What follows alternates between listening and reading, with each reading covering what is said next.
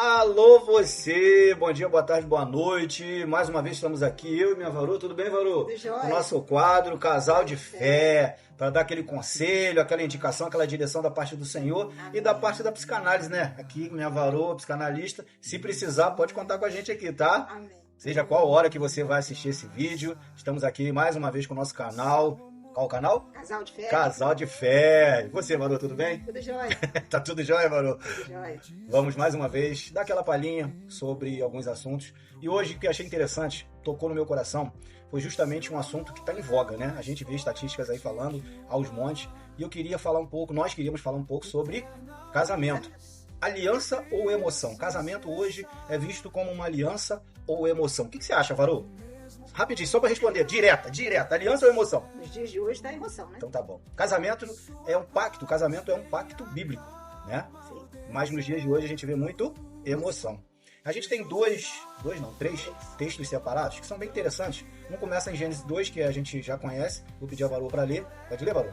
Então, Gênesis 2, 24. Isso. Portanto, o homem deixará seu pai e sua mãe e se unirá à sua mulher e eles serão uma só carne. Olha só, é um pacto. Efésios 5:25, você conseguiu já separar? Já. Vamos lá. Efésios 5, 25. 5:25. Maridos, cada um de vós ame sua mulher, assim como Cristo amou a igreja e a si mesmo e se entregou por ela. Olha que interessante. Maridos, amai vossas mulheres, assim como Cristo amou a igreja e se entregou por ela. No início, Deus estabelece, revela a Moisés um padrão. O parâmetro é: e serão uma só carne. Efésios é uma carta de Paulo, à igreja de Éfeso, justamente sugerindo e aconselhando. E faz uma referência ao nível de comprometimento que o marido deve ter diante do seu casamento, dessa aliança estabelecida, que é justamente, ele faz, olha só como é sério isso, ele faz justamente a mesma referência de Cristo e a igreja. Sim. Cristo se deu pela igreja, ou seja, um amor sacrificial. Sacrificial. De morte na cruz, sacrificial pela igreja. E ele estabelece esse parâmetro como um parâmetro ideal para dizer que o homem precisa estar para com a sua mulher, estar para com a sua mulher, assim como Cristo esteve para a igreja, ou está para a igreja, entende? Sim. Essa relação como é séria? Sim. E vem também Malaquias 2,14, que também é uma palavra de Deus profética, fazendo alusão ao povo, à nação, a essa relação de nação e Deus. Eu separei aqui e eu gostaria de ler. Verso 14, Malaquias 2,14. 2,14. Perguntais, por quê? Porque o Senhor foi testemunha entre ti e a mulher da tua mocidade, com a qual foste desleal, sendo ela a tua companheira e a mulher da tua aliança. E a epígrafe do texto fala sobre infidelidade de Judá. Sabe, hoje a gente tem 1001 desculpas para um casamento se desfazer. Né? Porque o amor acabou, porque houve traição, porque houve desgaste do matrimônio, houve frustrações, houve traições, quebra de confiança. Sim. Não é isso, Varu? Sim, quando um não está mais correspondendo para o outro, ele vai procurar em outra pessoa, o ser humano, né? Tanto mulher quanto homem. Quando o casamento não está bem, nos dias atuais, né? Por qualquer problema que seja, eles preferem arrumar uma outra pessoa do que reconstruir aquele casamento. Sim. É o que acontece hoje em dia. Eu vou até falar à luz do campo que você trabalha, né? Inclusive, minha varoa, psicanalista, terapeuta de mulher, se você estiver interessado aí, precisando de ajuda, olha, você pode contar com a ajuda dela que eu garanto, tá bom? Vamos lá.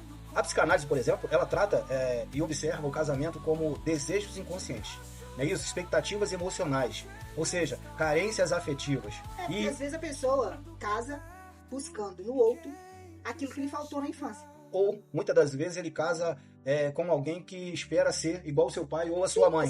Exatamente isso. Você vazios que ele tenta preencher.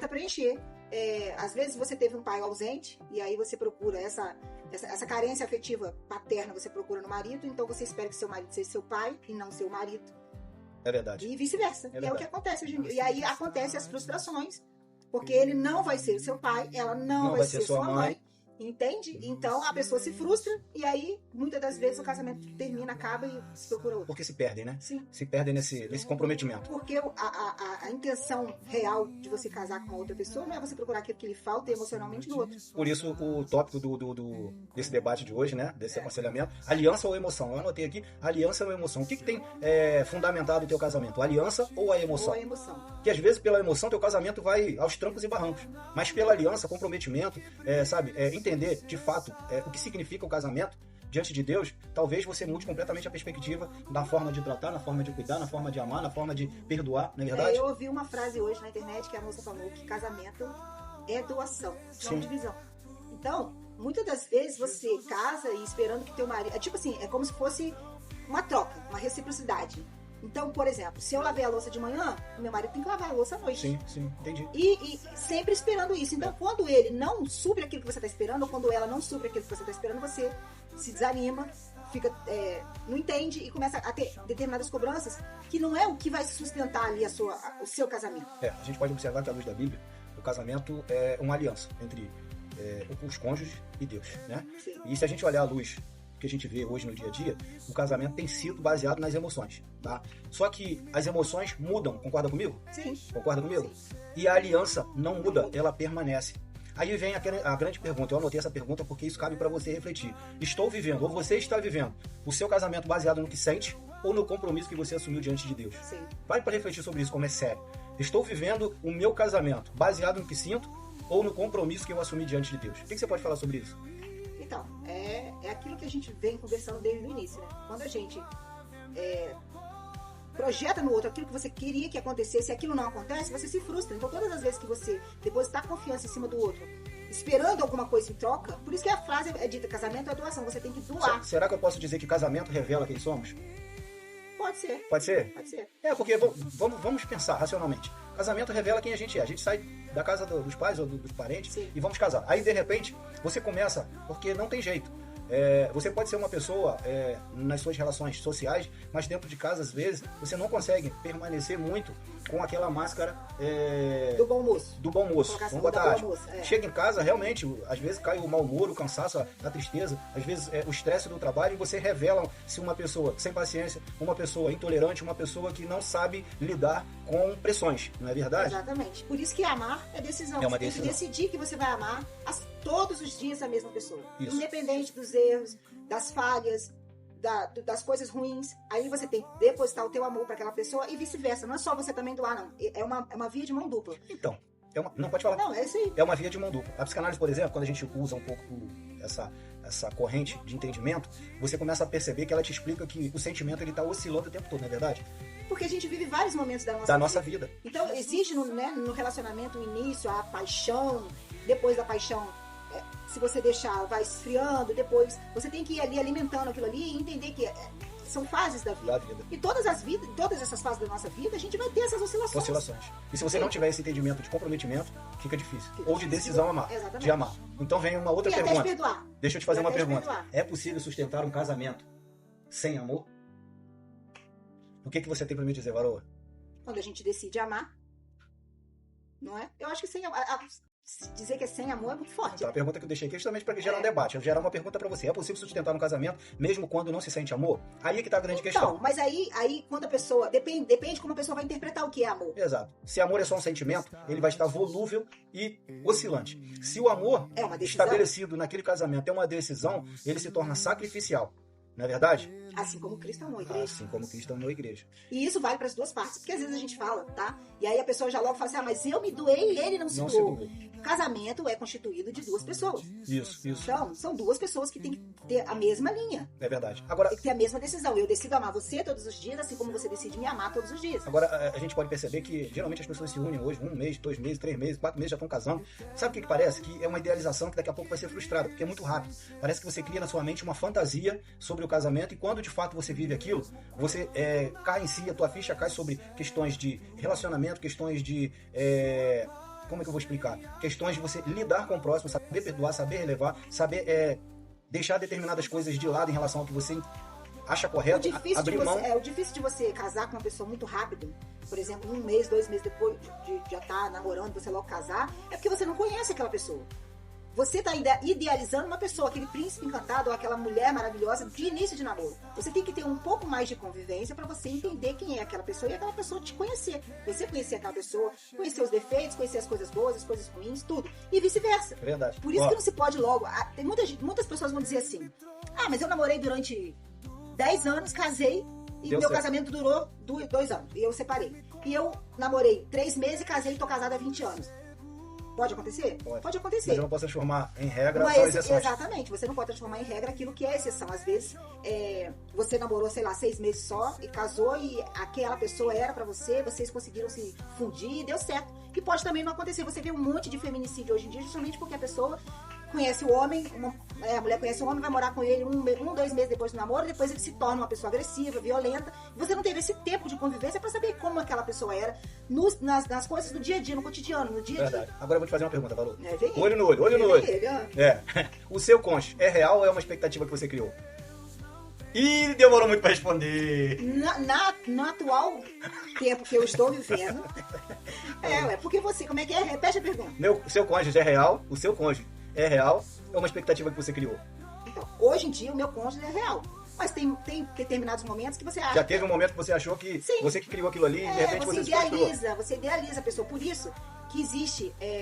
Por isso que você precisa perdoar. Porque ele vai ser falho com você. Uhum. Assim como você vai falhar com ele.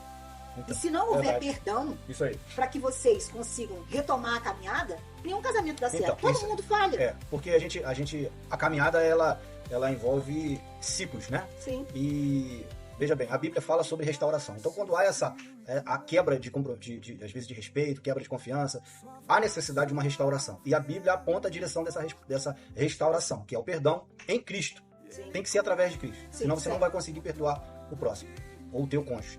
Agora, por outro lado, pode haver a questão dos traumas não resolvidos. Onde, se você não observar esses traumas não resolvidos, eles passam a se repetir na tua vida. E vai transformando a tua vida em desastre em cima de desastre. Você vai se afundando cada vez mais. Então, hoje em dia se fala muito sobre saúde mental. Sim. Então, esses traumas, você tem que tratá-los. Sim. Como? Fazendo terapia, procurando um Sim, psicólogo. sim. Para que você tenha uma relação Psicanalista.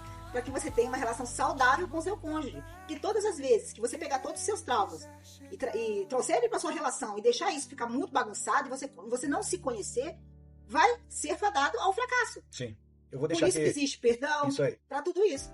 A gente já tá chegando, já passou dos 15 minutos, eu não queria passar. Vamos lá, eu quero deixar uma reflexão para você, tá? Posso falar? Pode. Vamos lá, uma reflexão para você que tá casado, que pretende casar, que está noivo. O que sustenta mais o casamento hoje? Sentimento ou compromisso? Guarda isso no teu coração, isso precisa ser refletido. O que mudou é você observar justamente em alguns casais. E se questionar, você que é casado, ou você que pretende casar, perguntar a pessoa de casar, o que mudou em você, ou na pessoa que já está casada, depois do casamento? Foi para melhor ou para pior? Quais os comportamentos precisam ser reajustados com urgência a quem já está casado? Para que não afunde o casamento. Aí vem a grande pergunta, quem já está casado, existe algo que você espera do outro que só Deus poderia suprir? São coisas que a gente precisa observar, sabe? A gente, como um casal cristão, a gente sempre vai lembrar da participação de Deus, da pessoa do Espírito Santo, um cordão de 3 dobras, que é mais difícil de se quebrar. Não é impossível, mas é mais difícil de se quebrar, porque tem a participação de Deus. A gente muitas das vezes esquece. Antigamente, você fazia um casamento, uma cerimônia, e você falava diante de Deus, não é isso? Você narrava um comprometimento diante de Deus. Só que se esquece que Deus era testemunha daquilo ali. E logo depois a pessoa começa a cometer atos que quebram confiança, quebram respeito, e depois não entendem por que o casamento não deu certo, entende? Então que a gente possa refletir sobre isso. Agora, sem sombra de dúvida, casamento precisa diariamente de exercício de perdão, comunicação honesta. De responsabilidade emocional. A gente precisa de responsabilidade emocional. E uma coisa que a Bíblia ensina, e a gente já viveu isso, o contrário disso, a outra lado da moeda, é não dormir. Você que já está casado, obrigado. Porque senão você acaba jogando sempre o problema para debaixo do tapete, aquilo vai virando um problema. Na verdade, o que tem que sempre ter é diálogo. Diálogo. E Cristo. Isso Todas aí. as vezes que vocês tiverem um problema de casal, antes de qualquer discussão, antes de qualquer acerto, ore, pede direção a Deus, entende? Os dois, em unidade. E aí você senta e resolve. Quando a gente coloca Cristo junto com a gente, no nosso casamento, você pode ter certeza que tudo está certo. Isso aí, estamos fechando mais um quadro, Casal de Fé. Fica com Jesus, Deus te abençoe. Não esquece de dar aquele like. Curte, compartilha. Manda esse vídeo para alguém que você acha que precisa. Exatamente. Segue a gente. E se precisar de um psicanalista, tá aqui minha varoa, tá bom? Fica com Deus. Fica com Deus.